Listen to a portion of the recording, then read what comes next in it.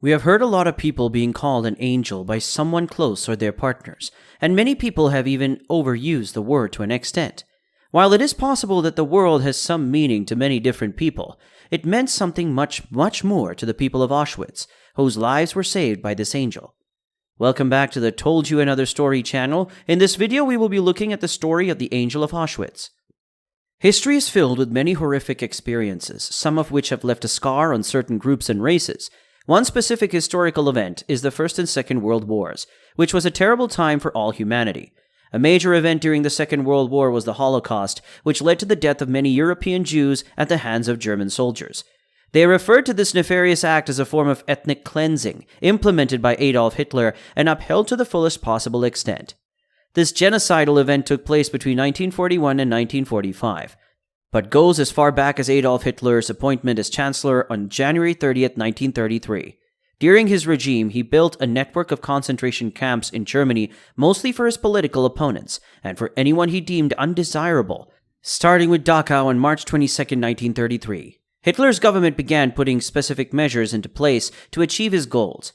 His government started by isolating the Jews from civil society, which included boycotting Jewish businesses in April 1933, and later enacting the Nuremberg Laws in September 1935.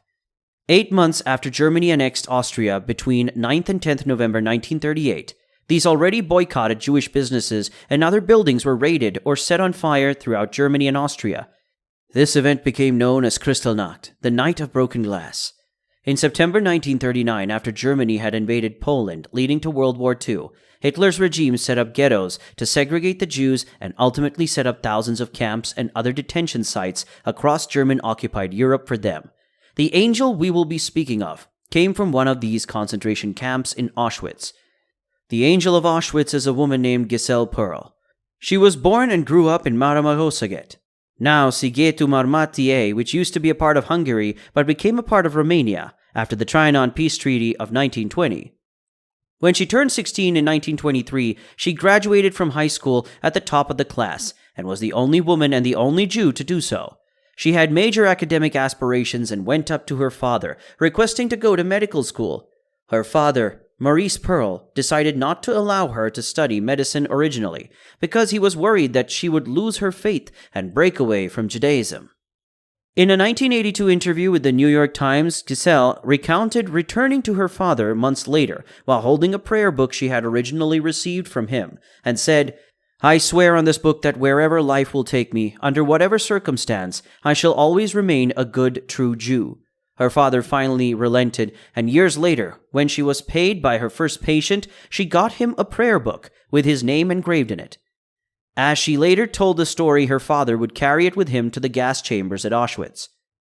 Many years later, she worked hard and became a successful and well-known gynecologist at Sighetu Marmației. She also married a surgeon named Dr. Ephraim Kraus, practiced until 1944, and lived in a Jewish ghetto with her family in Hungary. That is modern-day Romania. In March of that year, when Germany occupied her hometown during its invasion of Hungary, Gisella and her husband, son, parents, and extended family were sent to Auschwitz concentration camp, where they were immediately separated. However, her young daughter was hidden from a non-Jewish family and didn't suffer the same fate as the rest of her family. Joseph Mengele, a German physician and SS captain of Auschwitz, also known as the Angel of Death, gave her the job of working as a gynecologist within the female concentration camp, attending to the inmates without bare necessities like antiseptics, clean wipes, or running water. It was what most modern-age physicians and healthcare professionals would call a nightmare and disaster just waiting to happen. According to Gisella, her duties at the beginning were pretty standard. As she stated, "I had to bandage bloody heads, treat broken ribs, and clean wounds." However, as time went by, her tasks became more difficult, as she was ordered to inform the Angel of Death, Dr. Joseph Mengele, of any pregnant women within the concentration camp. He claimed that these pregnant women would be sent to a different concentration camp, where they would get much better care and nutrition. That obviously seemed like a lie, but the woman didn't know any better. Gisella recalled in her interview with the New York Times, as she stated, "Women began to run directly to him, telling him I am pregnant." With time, she realized the truth about the whole different camp for pregnant women situation.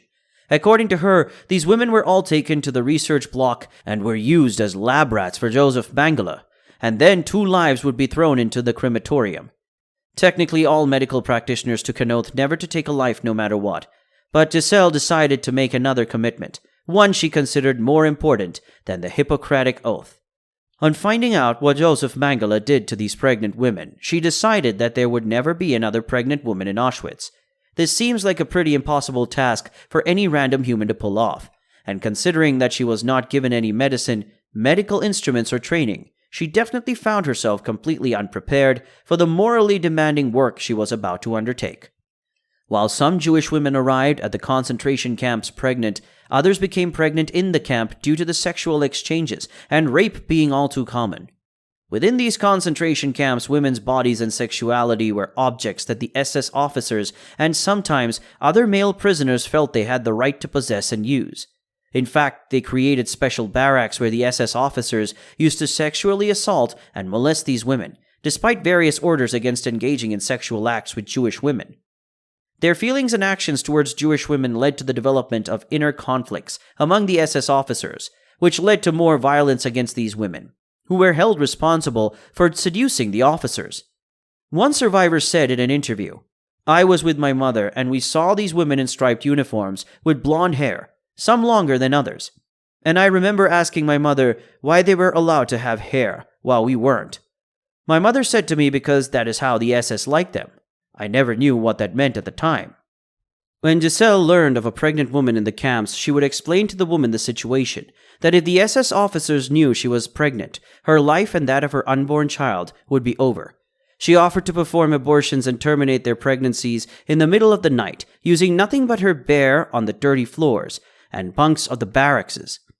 This was the most unsanitary thing ever done, but it was a necessary evil at the time.